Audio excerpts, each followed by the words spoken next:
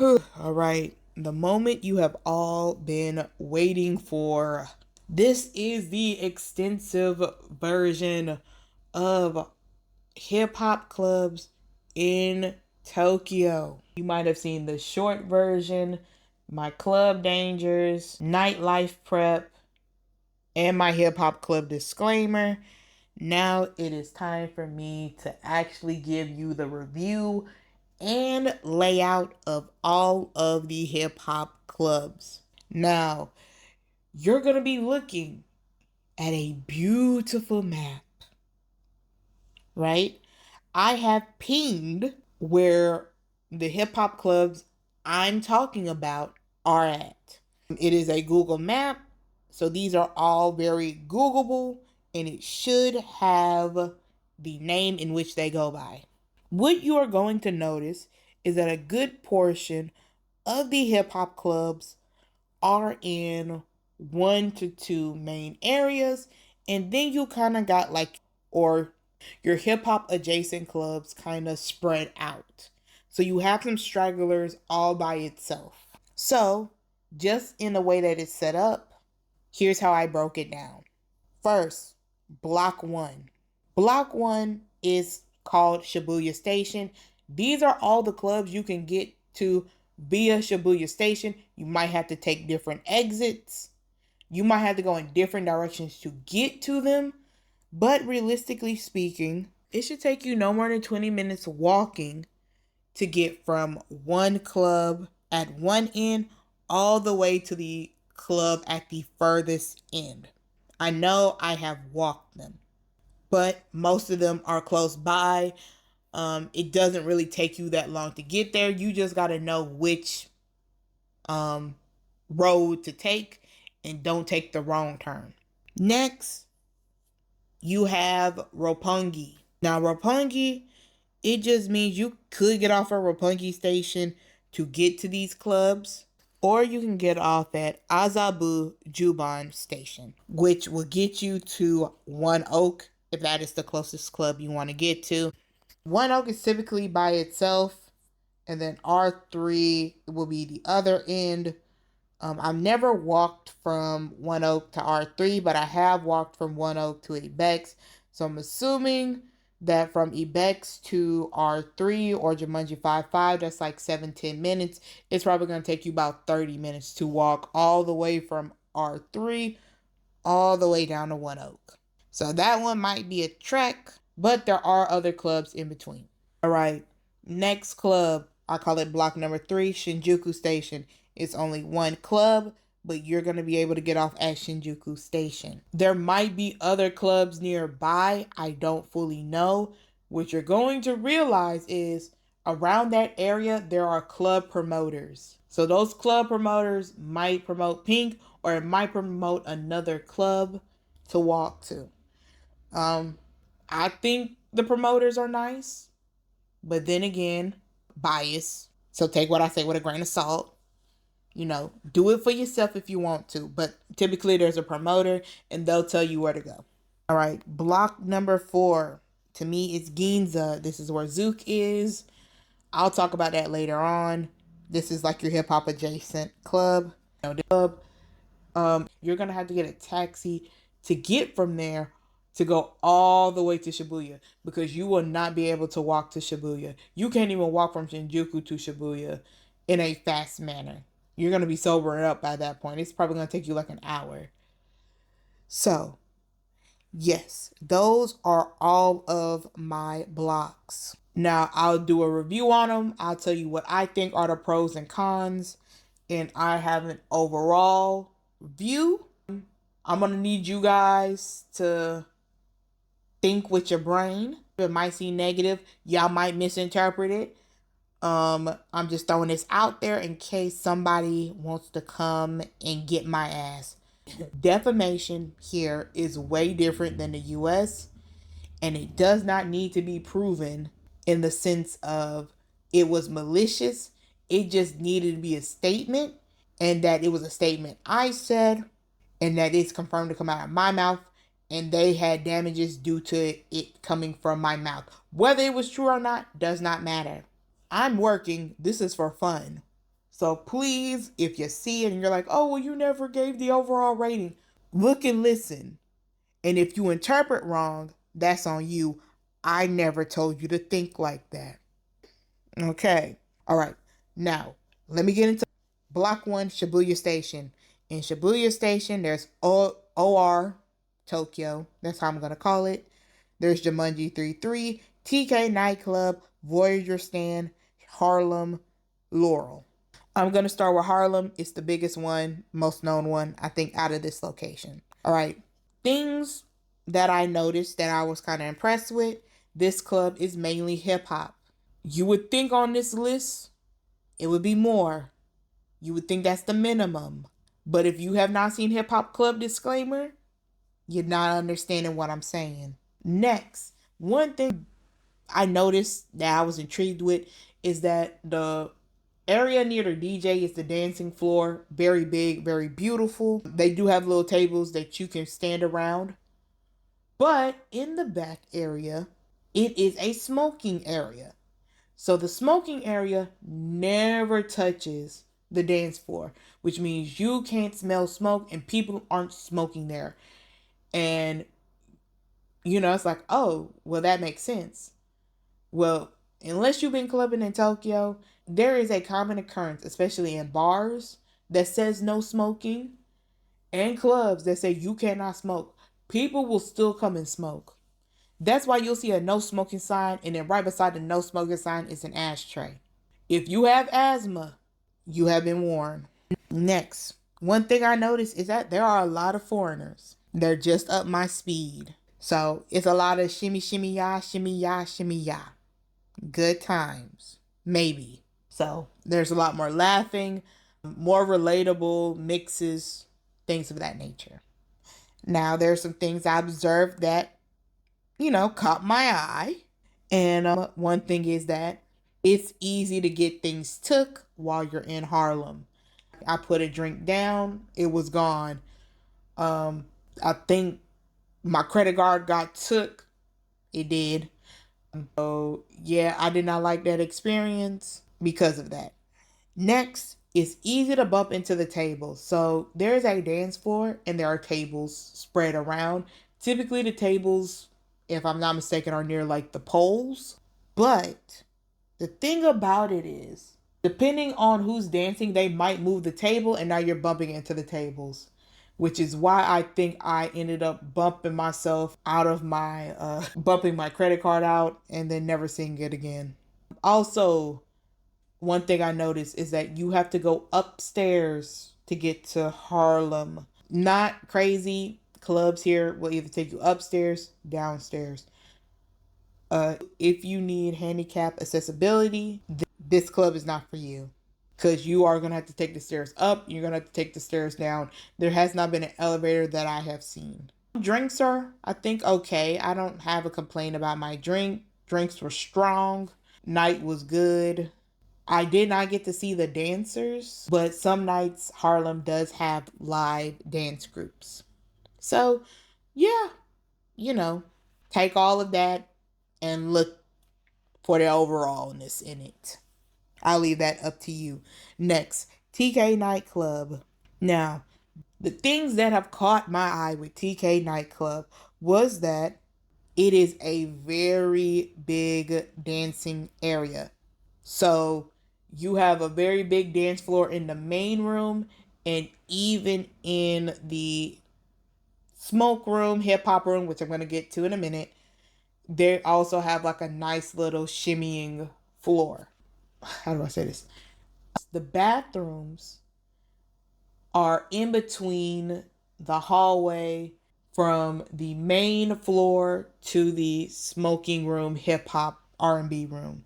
And so that bathroom is very luxurious. Nice size, don't feel like I have to squeeze in to use it. So I always appreciate a nice bathroom. Now, here are the things I have noticed about TK Nightclub. One, if you're not going there for an event that is dedicated to R&B and hip hop, your best bet for getting R&B and hip hop is in the back area. and that is the smoking room. So the hip hop slash R&B area, if it's hip hop and R&B for that night, which I want to say every time I went it was, but I can always be wrong, is that it's the smoking room. So everyone is smoking in there. You could even buy cigarettes out of the vending machine from there. So, yes. If you think there's an odor there, yes. Next, even when you're in like that area and it's R&B night and it's hip hop R&B, or even if it's in the front, there is no connected theme. The DJs aren't really connected. They play their own thing. And so it kind of sounds off because it's like it's just flipping on and off, on and off. So yeah. And then the next thing kind of leads into that it is limited discography. So you're probably going to hear the same songs from the same DJs over and over and over again. Unless there's one that's like really been invested into a certain time frame. So when it comes down to the big floor and it becoming hip hop and R&B, I do notice that it does flip by the end of the night. So you might get it at 1 to 3 and then from 3 to the end of the night. So, take all of that and think about the overall. Next is Laurel. Things that I've noticed, Laurel is downstairs. It does not have an elevator. So you have to climb your way up, climb your way down. Basically, it's basement level. But the security is very nice. It's very friendly. I think they're one of the few that do their job. So, I always appreciate good security and good bouncers that do their job. If I ever had an issue or a concern, they were able to handle it. So, they always get my respect in that matter. Now, here, it is 50-50. It might be better than some of its competitors. I haven't did a full analysis on that. But I do enjoy the mixing. Some of them go a unique way that I haven't really get to hear. Another thing I noticed, there are tables set out, especially slightly away from the dance floor, even up near, if not in the dance floor, that has 2 seats when starting. And so those are all free. And then for women, towards the back, if they start getting rid of the chairs, there is like a little couch area that is for ladies seating unless they make it into a section. Next, if you want to hear live J hip hop artists, you can. Typically, they come out on like a Friday, maybe a Sunday or Saturday, and then I think like a weekday. But most of the time when I see them, it's like a Friday. So that's not bad. And there's one thing that I really like about Laurel that I'm not going to share with you because fuck y'all, okay? Y'all already taken from me. If I tell y'all this and it goes viral, I'm going to be pissed. So I'm not going to tell you. Some may figure it out, some may not. But if you figure it out, shut the fuck up. Gatekeep. If you're not going with your people and your people not trying to get in there, gatekeep. Because one thing I noticed, gentrification is on the way. So, if you know gentrification and how that affects hip hop and hip hop clubs, you know what I'm saying, why have it redacted? If I feel like I fuck with you and I don't think you're going to run your mouth on it, I'll tell you the business in person. But I'm never going to tell you it on a YouTube video. Due to gentrification happening live. How do I say this? The mixing is becoming more of a variety. It already had some variety to it, but now there's even more. Okay? Yeah. So, next is smokers. This may or may not be connected to what I said earlier in Harlem when I was talking about, a unique thing I noticed about Harlem and its separation between the smoking area and the dancing area. It may or may not be connected. I don't know. But maybe sort of kind of not, kind of maybe. Next, if it is an event, you're probably going to be paying for individual drinks, and there probably won't be tickets that will be given out. Unless the event is like, hey, here's your 2 drink coupon, you're going to probably be paying for every drink full price. Do they have events often? As I feel like every month they have one, if not every other week. So, yeah, it's fun because you have live artists, but sometimes the live artists want to make it into an event, and thus you have to pay a higher price than what you would when you get there. I'm pretty sure there was like at a point in time where I'm pretty sure there was a point in time where it was discounted for foreigners at a certain time, but I don't remember. Don't hold me to it. But take all of that into consideration and think of the overall. Next is Jumanji 33. Now, Jumanji 33, what I noticed is that ladies get in for free, all you can drink. Very nice. Even though it was seen to be small, other my size, boy, this Jumanji, yeah, I know exactly what I'm thinking of. Dance floor. This one actually has a very, very big dance floor. And it's right in front of the DJ booth, and the DJ stage is pretty big. So I think this is like a newer one. I was thinking of Jumanji 5 My bad, my bad. So this Jumanji is downstairs. I did not see an elevator, but I wasn't really looking. Now, one thing I noticed is that its design is quite unique. It's very unique. Oh, you would have to see it in person to understand what I'm saying. If you can't see it in Google Photos, you gonna want to go in person. Next, this is one of those clubs that does have variety. So it will flip and flop. And even when it's flipping and flopping, it's still very limited. It seems like the DJs are still trying to get their feet wet and they're new, possibly. And so they do the safe route, I think.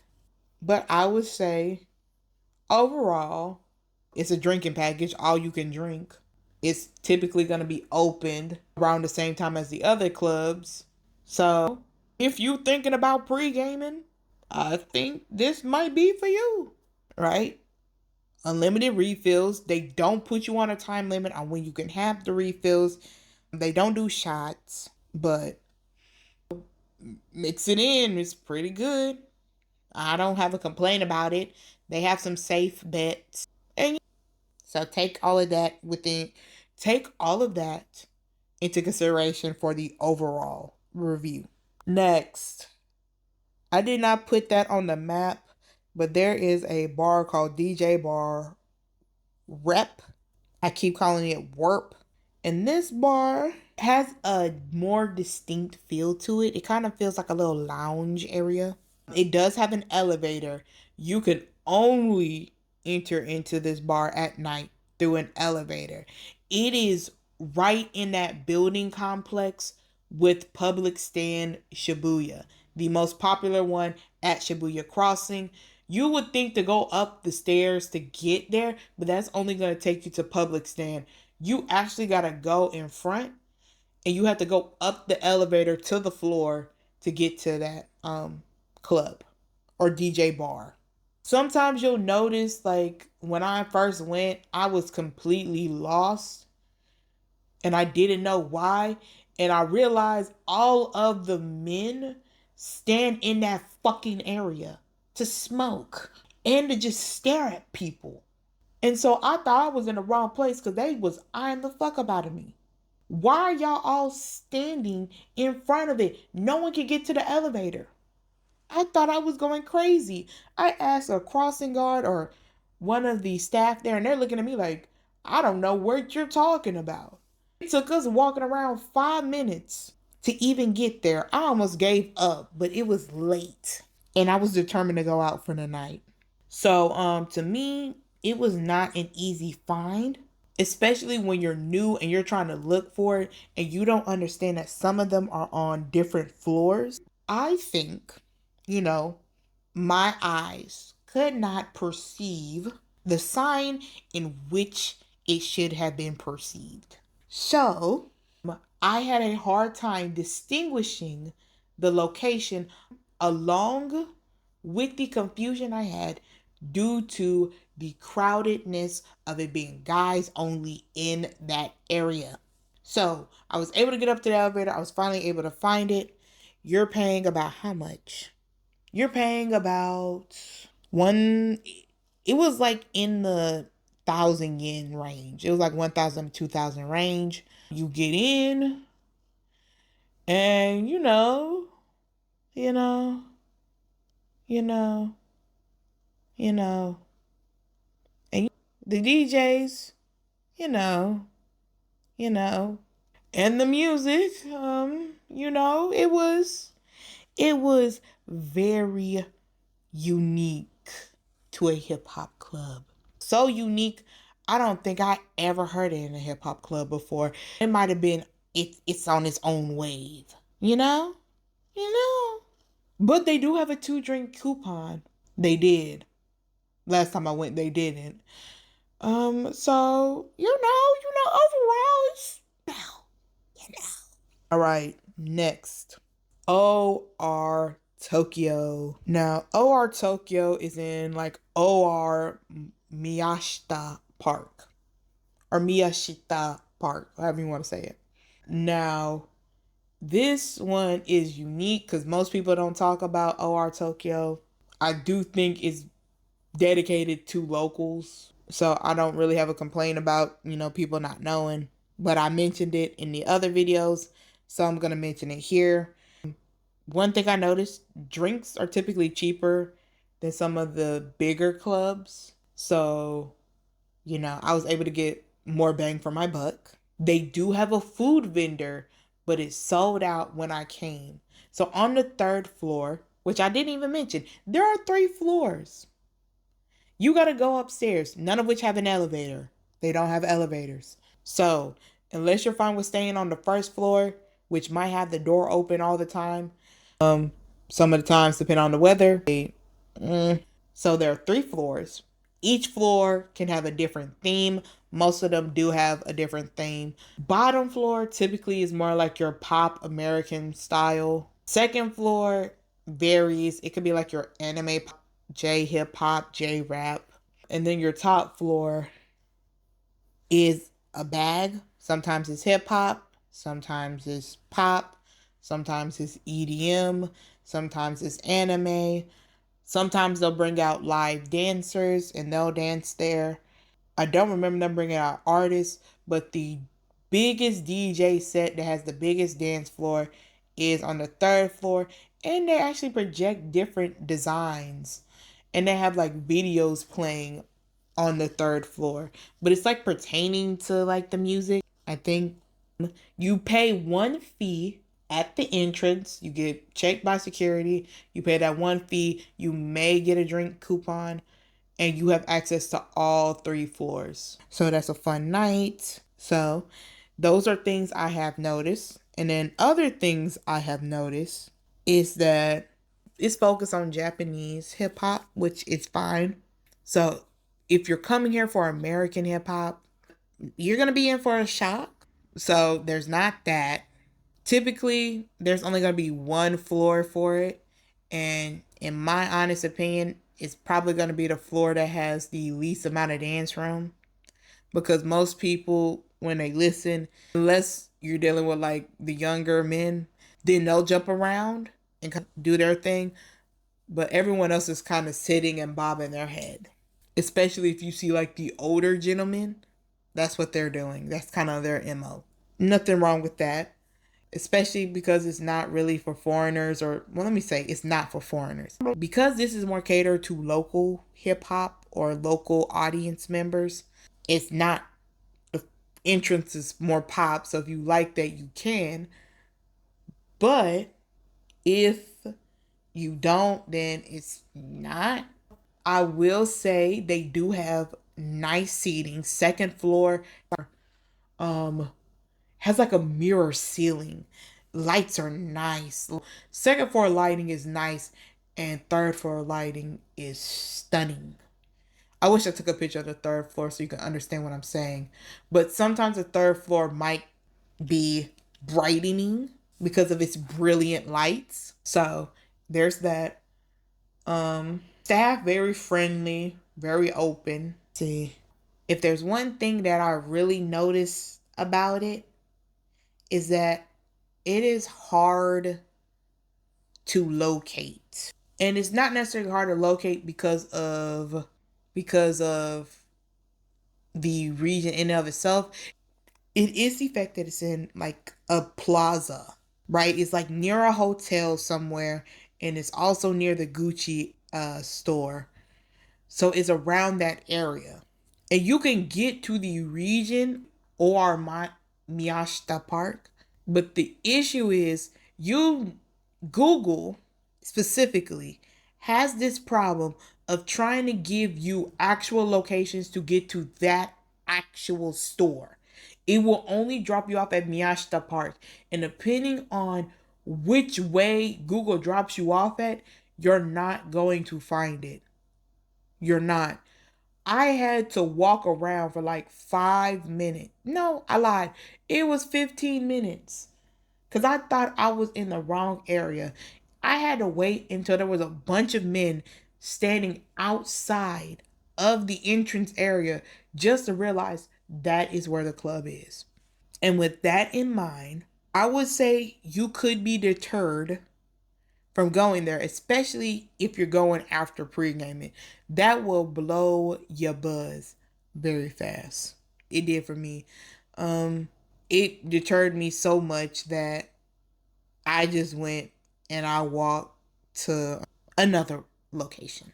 But once you get there, I thoroughly enjoyed myself. I think so. Yeah. So, take all of that into consideration of how you think it overall went. And then the last club here is Voyager Stand Shibuya. And Voyager Stand Shibuya is a stand bar. Things I noticed, all you can drink package. They do have tons of games. And they do have a little bit of snacks. So always appreciative of that. I also noticed this is one of the only clubs that is not open all night. This closed around 2 a.m. That's the kick out time. Everyone gets out. And if you're really concerned about like how the music might play, then I recommend looking at their TikTok because they do have a TikTok.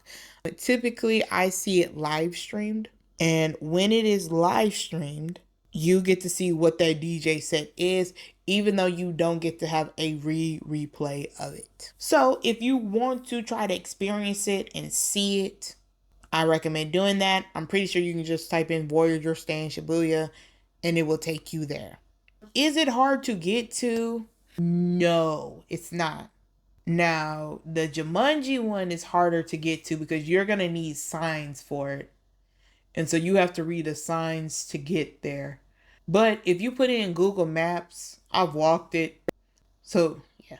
Which is good because it's a nice little, to me, a pre-gaming spot.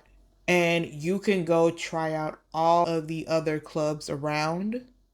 Except for OR Tokyo because that's going to take you a bit further away. But what I'm saying is it's like a good walking distance. So if you wanted to pregame and then jump yourself into another club that's open, you can do that and it won't be that much of a hassle. Yeah, that is the end of block one.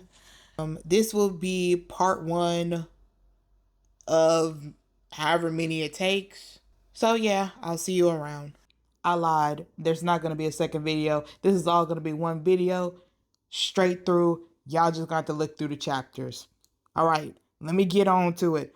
Block 2. Block 1 was Shibuya Station. Block 2 is Roppongi. Basically, these clubs are near Roppongi Station. And if they're not near Roppongi, they're probably near Abazu Juban. Now, the clubs that are in this area are R3, R2, that's one of the R lounges, Jumanji 5, Ibex, and One Oak. All right, so let me go into the first club, the One Oak. Now, here's the things I noticed about One Oak. One Oak is going to be the club that is always going to be praised in social media. I think they probably have the best promoters and or they just receive the best praise. It is the most popular spot out of all of the clubs here. You probably heard of it if you've been looking for hip hop clubs. All right, number 2, celebrities come here. More celebrities come here than maybe any other spot. I won't say celebrities don't come to other spots, but if we're talking about the ones that are most frequented, this is probably where you have your best chance at catching a famous celebrity. And these are probably going to be like your A, B list celebrities. So yeah, if you're really trying to spot one out, your best bet is to go to One Oak. Typically, a promoter will spill the beans on it before they come, or if you know security, they'll let you know. I think, when did I go? I think like in November of 2024, one of the security guards told me about Central Cee going before he came. Now, if I liked Central Cee, I probably would have came back, but it wasn't that big to me. October, Rae Sremmurd came, and what else? I don't know. But there are other celebrities that kind of get sprinkled through. So just take your pick. Also, this club does have an elevator. It looked like it is accessible to everyone that is in the club. But I do know that when VIP or the section havers are coming out of that elevator, no one can get onto it.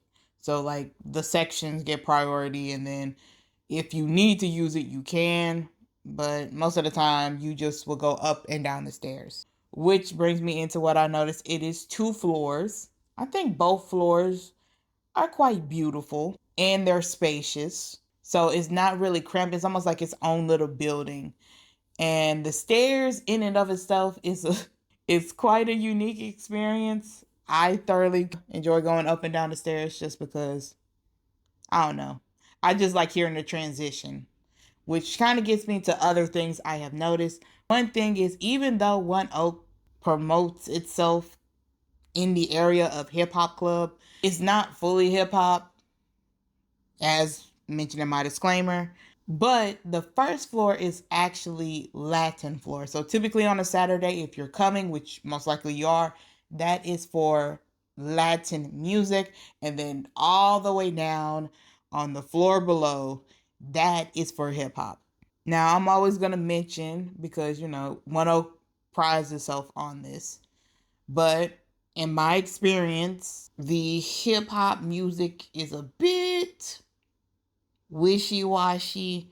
I feel like somewhere in between it gets put into like an EDM mix, and people are somehow perplexed, but it is what it is on that end. Because you're going to a club with a higher name, typically higher names come with higher prices, and that does affect the drinks. So what I will say is, if you're like a pre-gaming person, then I recommend just trying to pre-game and then coming. But then you also have to prepare for the long line on Saturdays. I think maybe Fridays, Saturdays, possibly Sunday nights. Weekdays, they're very much empty because most people aren't really out and about, and most of the tourists don't really try to come out until Friday, Saturday.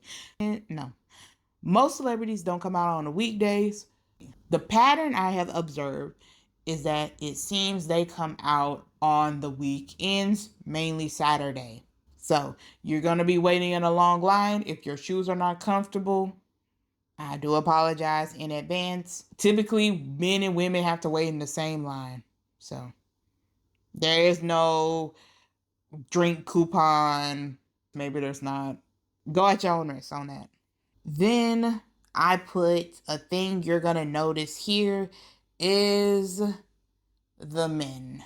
Because it is a popular spot, I feel like you get a lot more of a mixed bag. People be like, some good, some bad. I would say my worst experience when it comes to men all happened in this club.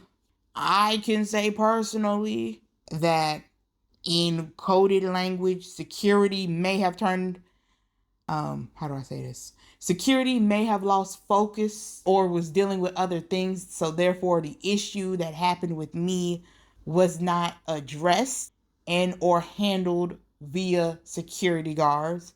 It was typically handled by the crowd around me. And that was because a man choked me out in One Oak. So yeah, no, I don't really party in One Oak. It's always crowded.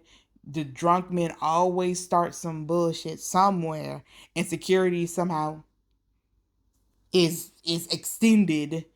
And I can't say they're not properly staffed, but I do believe, it would not hurt One Oak to have more eyes on them on the floor.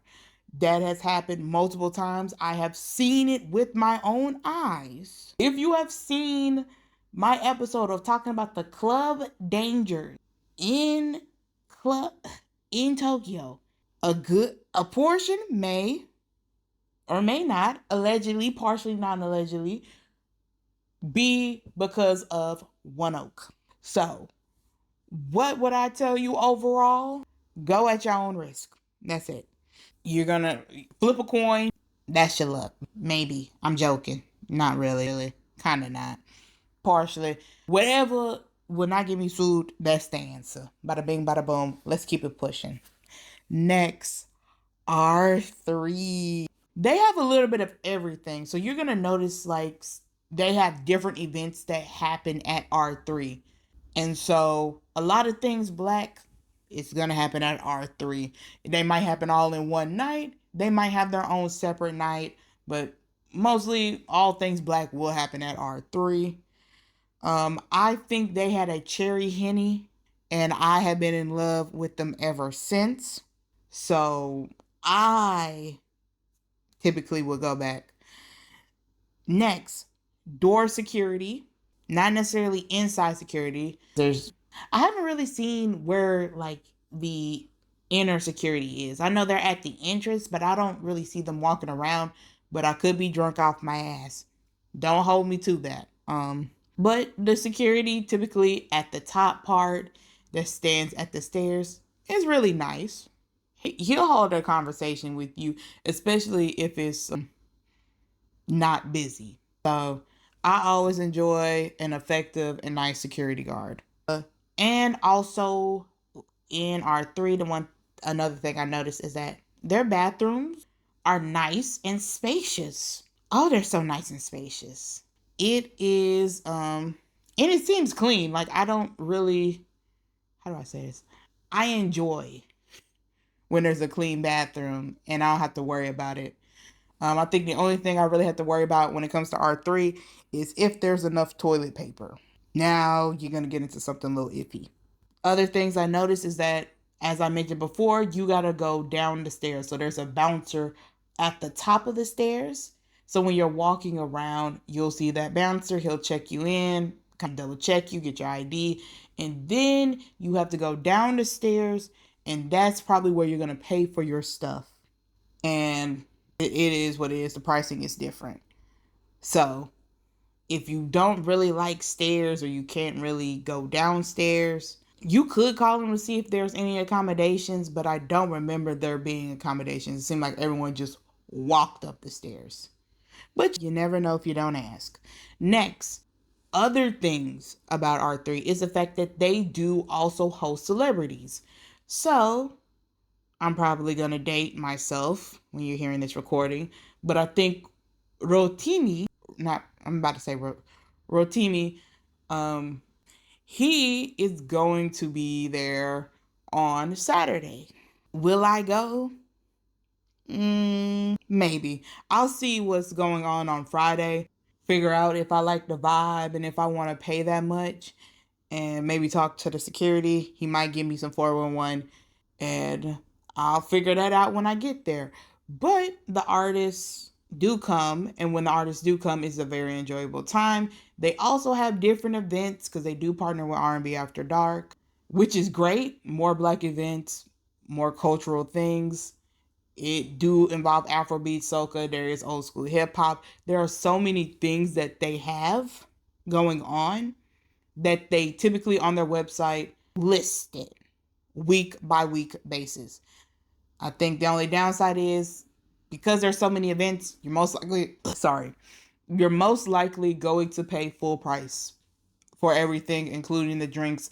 There aren't going to be packages. So, there's that. Another thing I noticed is it is a big club and they do have a very nice dance floor, but there's not a lot of seating. So even if you are coming early, I don't think there's really chairs that you can sit at. Typically, the chairs are only for sections, and there is no, I can't say there isn't, but majority of the seating is section only because it's section only. Most likely, you're going to stand for the whole night.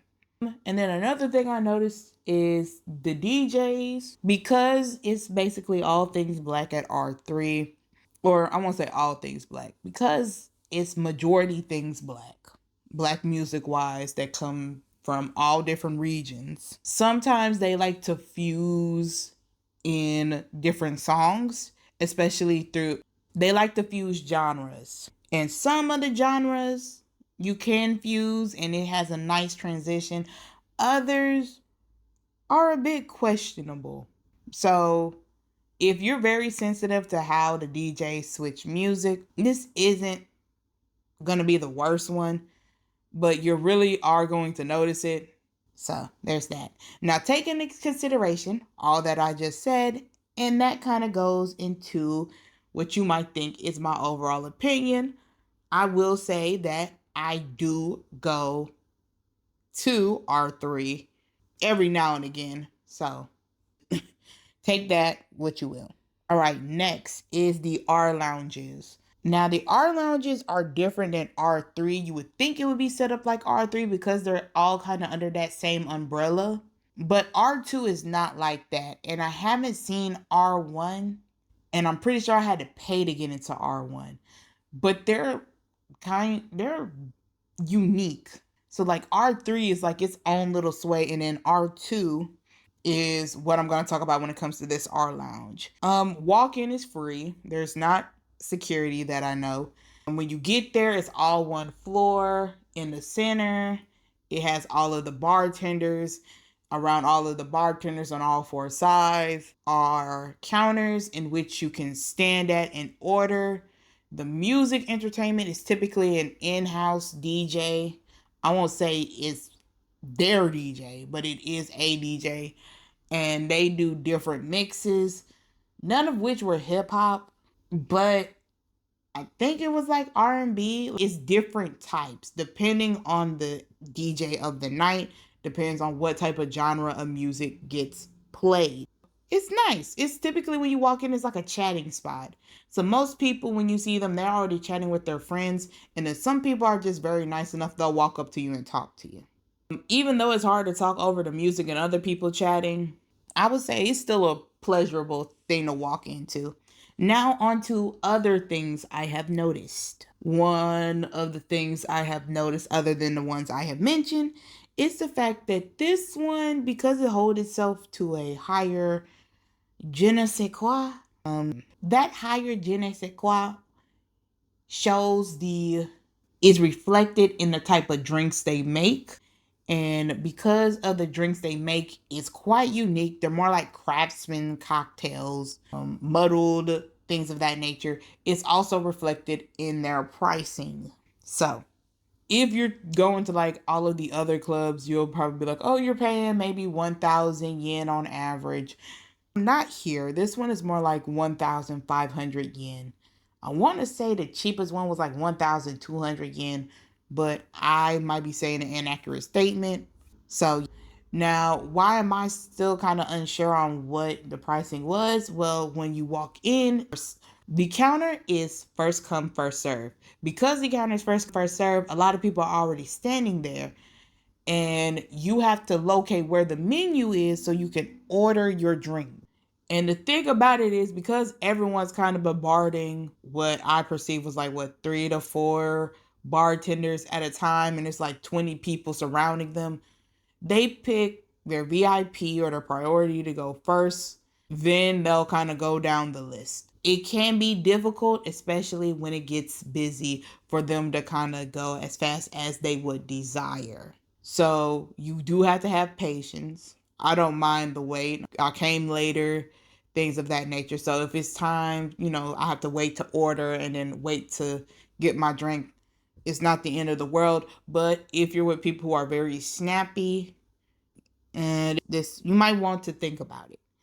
And then also, because it's free to walk into, and you can typically, well, I won't say you typically find a table, because it's easy to walk into and it's free, it does get crowded. So now everyone's trying to smush themselves up against the counters, or they're going to try to smush themselves into the tables, which then leads to everyone being smushed together. So one time, my overall review is ambiance. And take that what you will. Alrighty, next club, Ibex. Oh, Ibex, Ibex, Ibex. Ibex to me, other than Harlem, I think they're like the next club that plays the most amount of hip hop. I don't think I went to Ibex for a whole night and it started playing pop. It might be 2 to 3 songs and then they're right back into hip hop or R&B. So it's like a lot of hip hop, very, very much there. They do have an elevator, so typically you're gonna walk. Once you walk, you're gonna find like this little plaza is gonna be this big old opening, and mostly on the side there's like a security. Now the security person also can be kind of like a promoter who will be like, hey, are you interested in coming up? Are you looking for Ibex? If you're looking for Ibex, come here, follow me. And they'll most likely push the elevator button to take you up to Ibex. Yes, Ibex is elevator friendly. I do think they have like a hump, like to get in. Don't hold me to it. But you are able to get there via elevator. I don't think there's any other way for you to get out of the club except via the elevator. So there's that. And typically the way it's set up, you walk in. Once you get off the elevator, you walk in. That's where you pay at.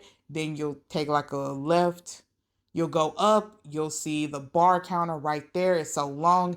And then you'll see a pathway, a little detour, and straight ahead is the dance floor. So the detour takes you to the bathrooms. Straight ahead takes you to the dance floor. And around the dance floor, at least towards the wall where the speakers are, those are sitting areas. So you can have a slight seat. There isn't really a section for Ibex.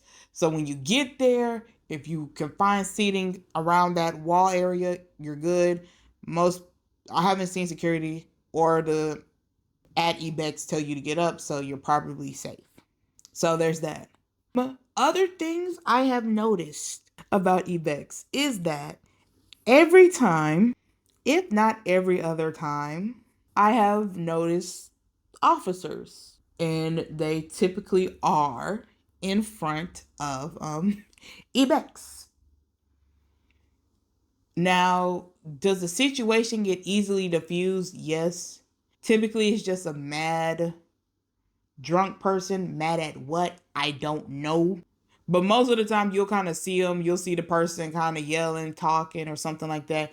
And then you'll just see the security be like, hey, you trying to come in the back? Yeah, come on over. You good, you good, you good. And then you just go on up. They put you on the elevator. You pay your price. You go in and dance.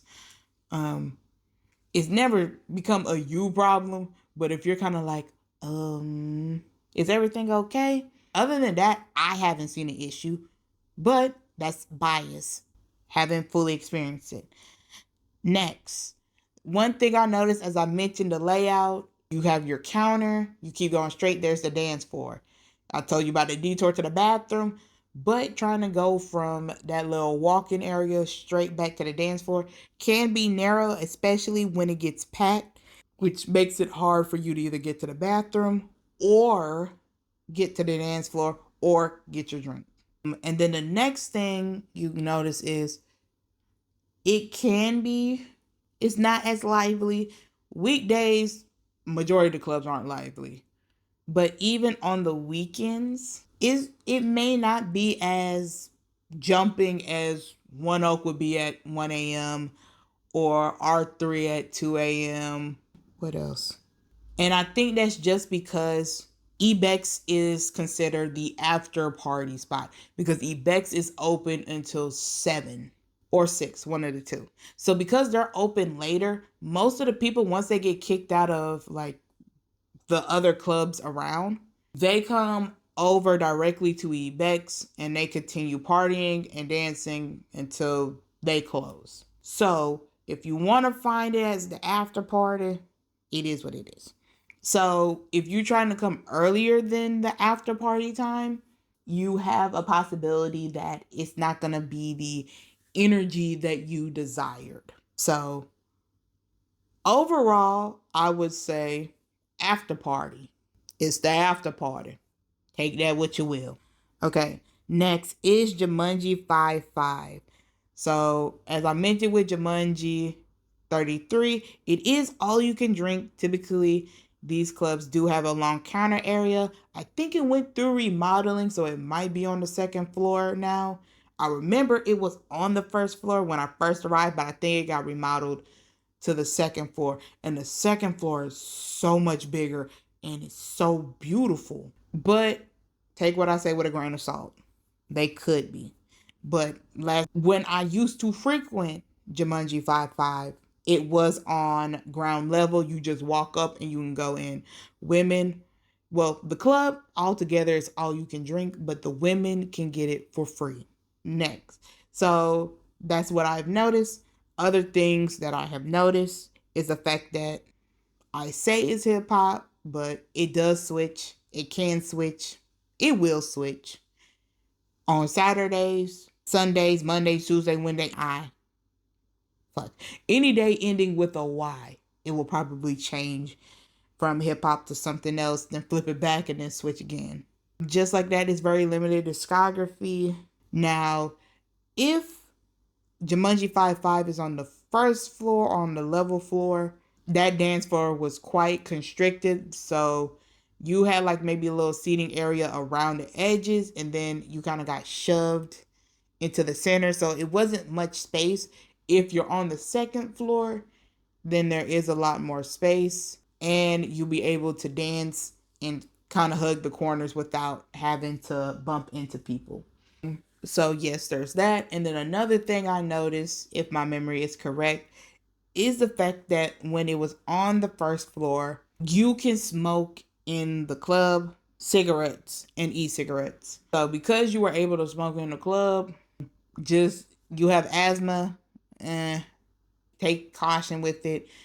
And if you don't want to smell like cigarettes, I'll tell you too bad, so sad. But yeah, overall, I would say Jumanji is made for pre-gaming. Once you have the wristband, you could typically come back unlimited times. So you can pre-game, go to a club, maybe try to get you a refill, then go back to the same club if they allow for re-entry. If not, it's just a nice little pre-gaming spot to get you started on your night in Roppongi.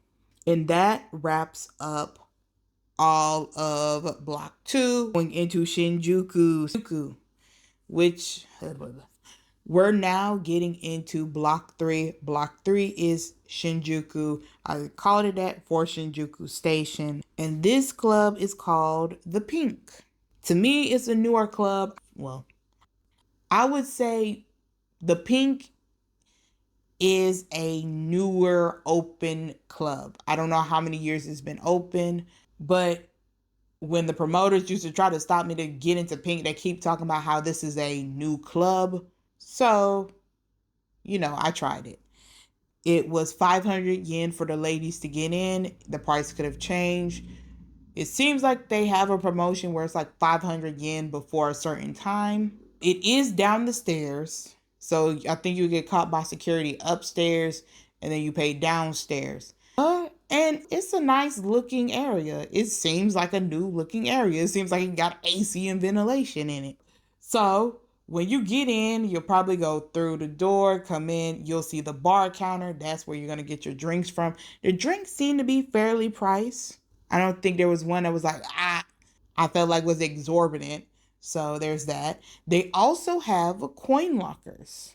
So typically near the counter, if you turn to the right, you'll see a bunch of coin lockers. And if they're free and you got some coins, I don't know if it's like a 500 yen coin or how many 100 yen coins you need.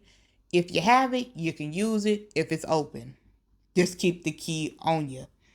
Then you could either go to the bathroom, which is going to be to your left if you turn to look at the coin lockers, or you can go to the dance floor, which is to your right. When you go to the dance floor, you're going to see that there's some chairs around. There's some chairs and some tables. So not only can you put your drink down, but you can also sit and drink your drink at that table if it's not already occupied. The earlier you come, the more you're able to stake your claim on a table that has chairs. Typically, it's going to be 2 chairs. And so there's that. And how the night goes is that there are go-go dancers here, but sometimes they have live artists. And this one varies. It could be some English artists, or it could be some Japanese hip hop artists. Have I ever went when a hip hop artist went? No. But I did see the promotions where artists work this club. There's that. Other things that I have noticed is that just like all the other ones, they flip hop to hip hop. Sometimes inconvenient to the flow, but hey, it is what it is. Next, it does get crowded. So now everyone's standing on the dance floor. When everyone's standing on the dance floor, and you might not have the best fun trying to move around, but you make do. I think that's just part of the culture when clubbing here in Tokyo. Then the other thing I noticed are the poles. There are, I think, stripper poles. I haven't seen any of the guests really spin on them or swing on them. I'm assuming you can't really dance on them. I'm assuming they're for the dancers. So because of that, I would say just be cautious, because if you're stumbling a little drunk, you might hit a pole, or you might stumble on the platform of where the pole is. And then the other thing I noticed is they do keep dancers, as I mentioned. They have go-go dancers for live entertainment. Because they have go-go dancers, the congestion gets worse, because now every time Dick and Harry's trying to go to the front to take a video of it.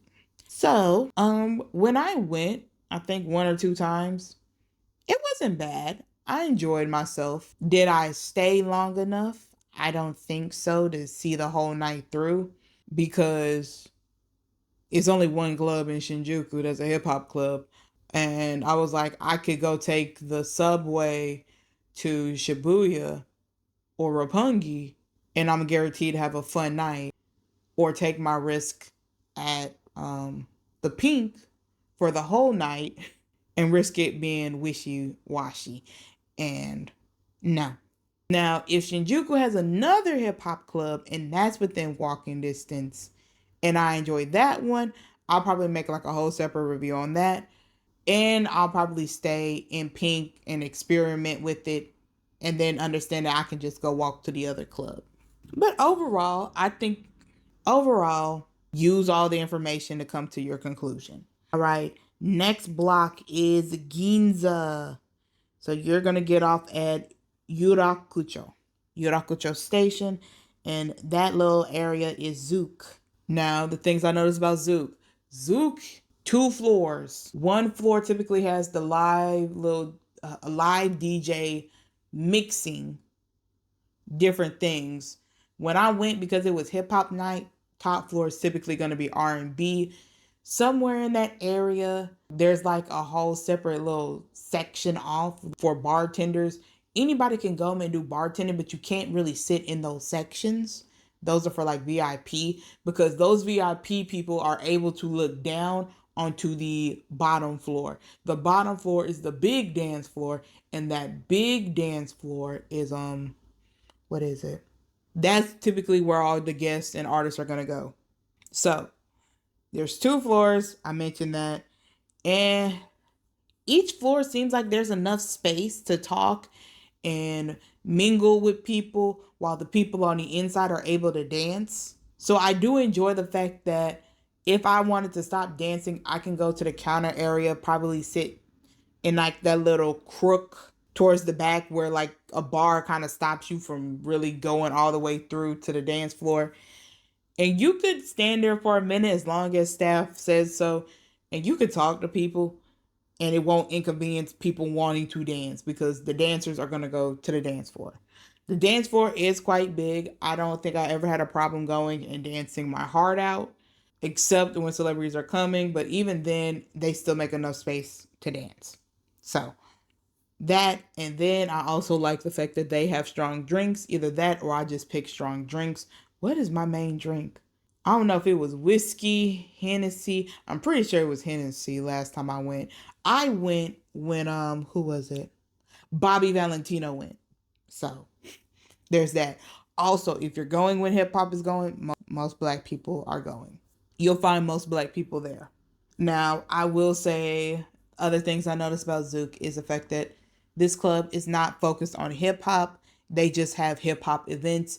This seems to be like a venue area where they have staff to cater these events. The events are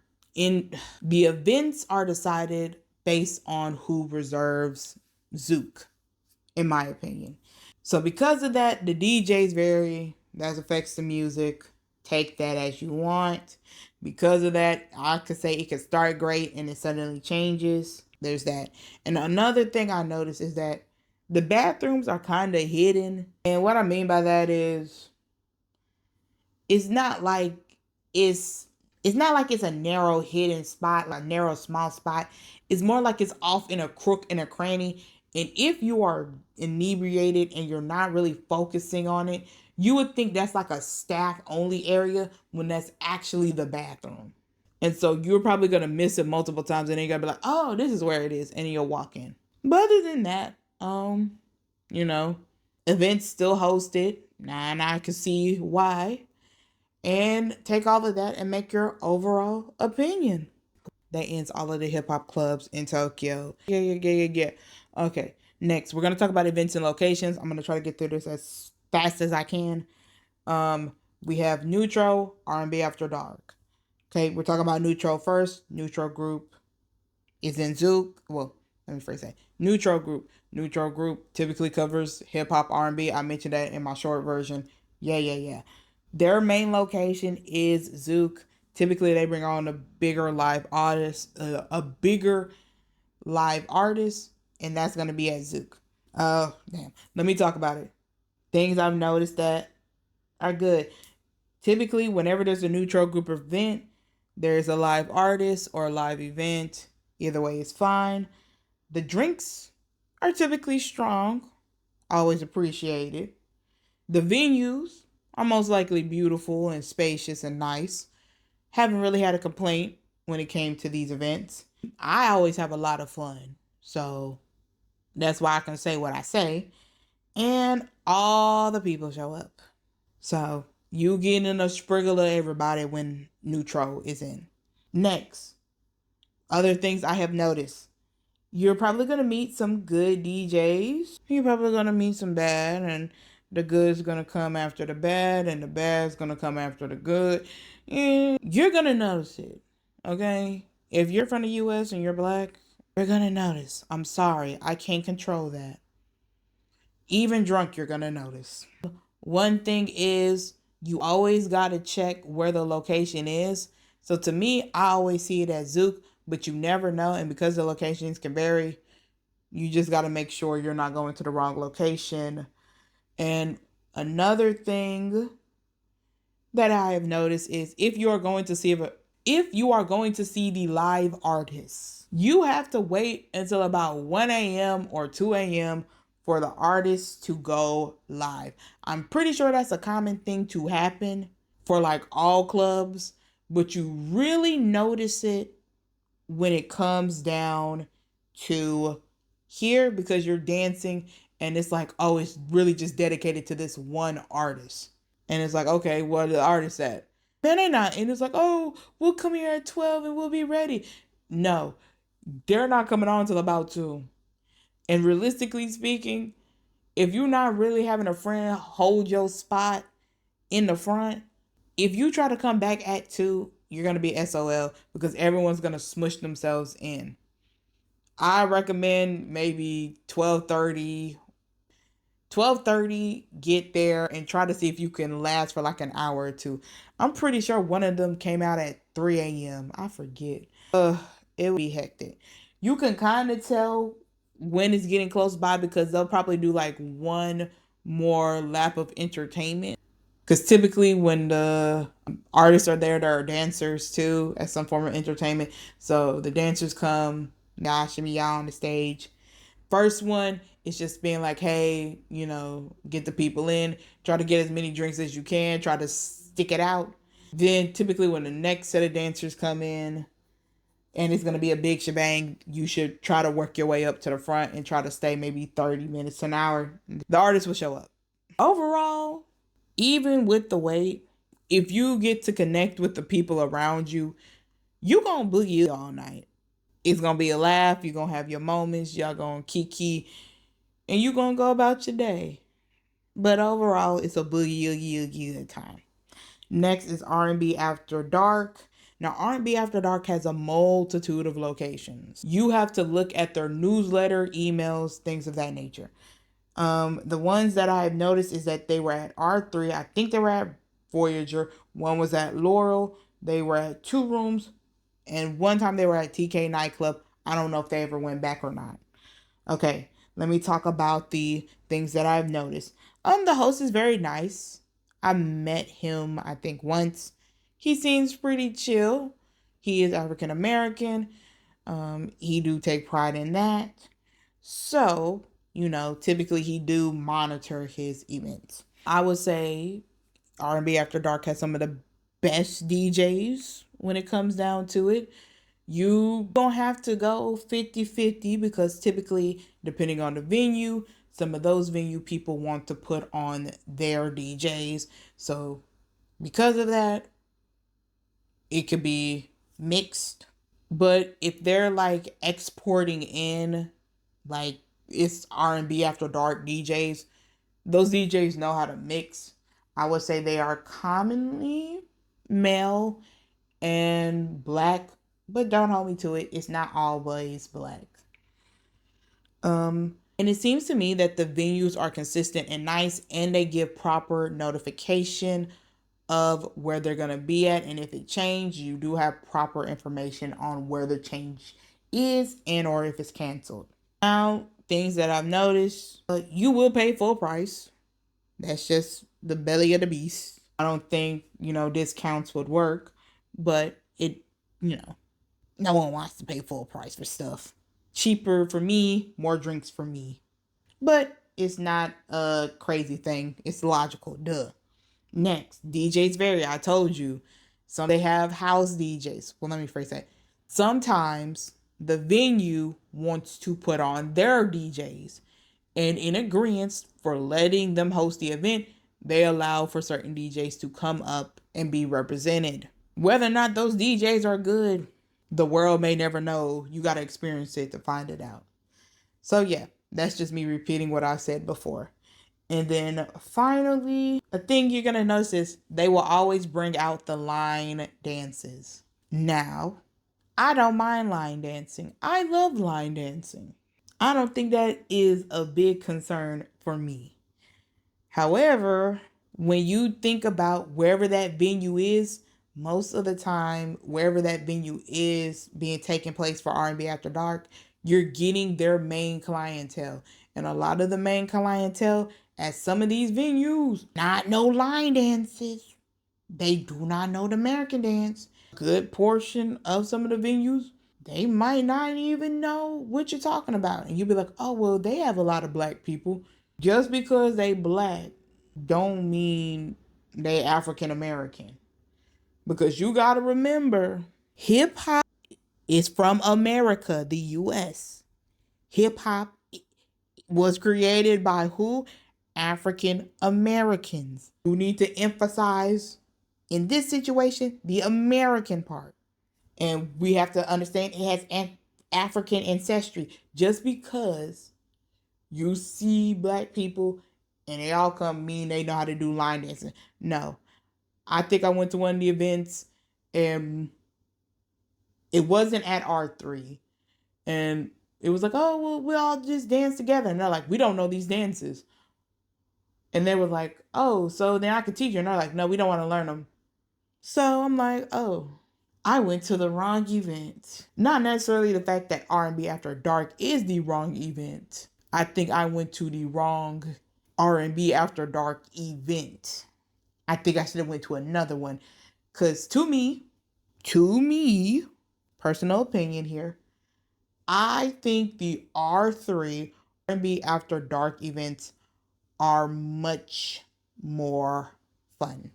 I always have a ball when it's at R&3. I mean, not R&3, R3. So, to me, the venues are still nice. I'm still going to get drunk and I'm going to dance the night away. And I don't regret it. Even with it's a good time. And that covers all of my events. And that is wrapping up all of the hip hop clubs in Tokyo. I'm going to try to get this out and about by Saturday. So, yeah, that's it. I'll see you around. This actually wraps up the hip hop clubs in Tokyo series. I'm not doing another one of these series. Y'all gonna have to pay for the next set. If I decide I'm gonna jump to Osaka or Hiroshima, y'all gonna have to pay for that because I'm gonna go there to go there. The best thing you gonna get out of me are some slides. It ain't even worth it. But yeah, I hope you enjoyed and I hope it was informative and you'll be able to get lit whenever you come to the city. Bye.